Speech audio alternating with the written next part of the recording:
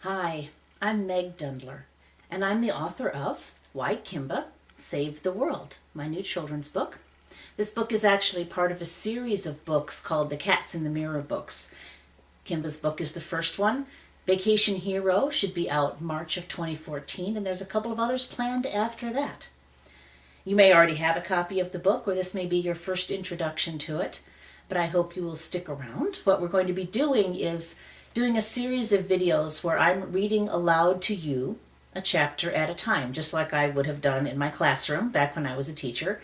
I read aloud every day, even to middle school students when I was teaching older kids.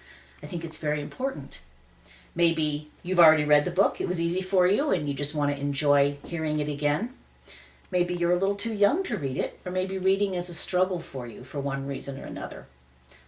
Maybe your classroom teacher wants a little break and is going to let me read the book to you instead of her, and that's fine with me.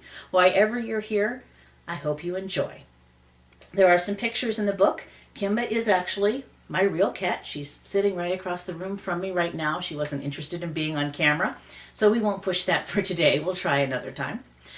But in the book, there are pictures that are real, of our real cats, that are the basis for the story. Of course, none of them have the same adventures that they do in the book.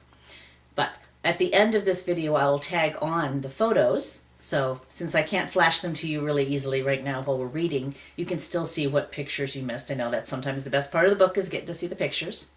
So I will do that at the end of the video so you can see what pictures you missed. I'll do the video clips one chapter at a time. Sometimes it'll be obvious that I've done several at one time in the recording process, but I will chop them up for viewing purposes one at a time so that you can choose how many you want to watch, or one at a time. And here we go.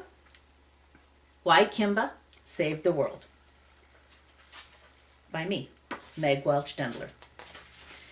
There's a little note at the beginning. It says, "The characters and events in this book are not based on real events." Well, maybe a little bit. But the names have been changed to protect the innocent. Sometimes. There's a picture of Kimba and Hero when they're babies, and I'll put that at the end of the video for you.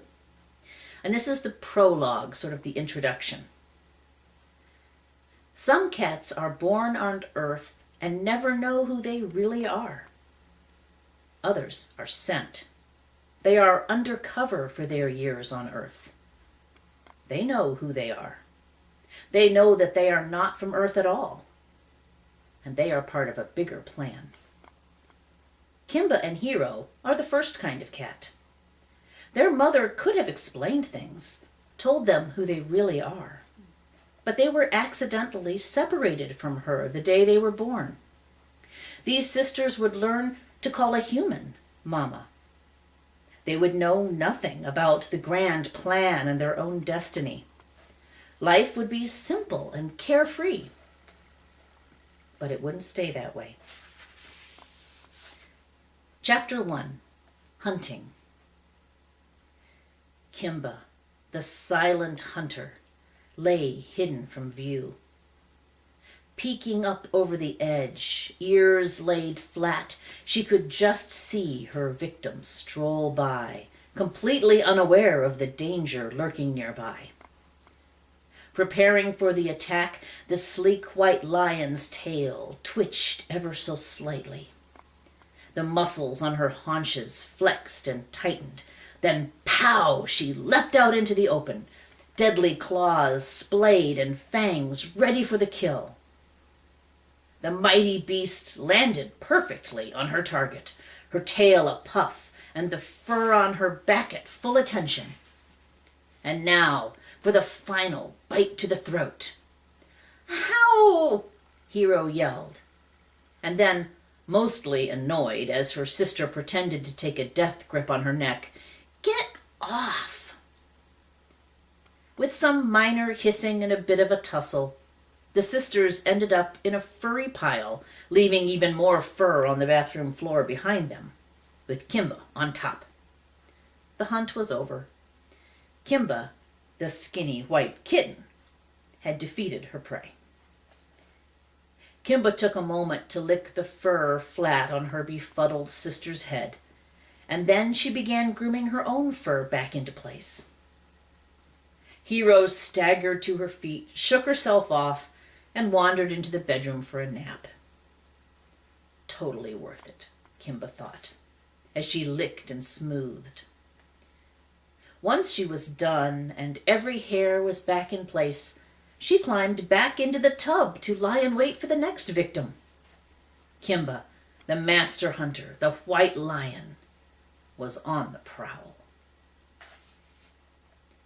Watching through the bathroom mirror, the somber gray cat was not amused.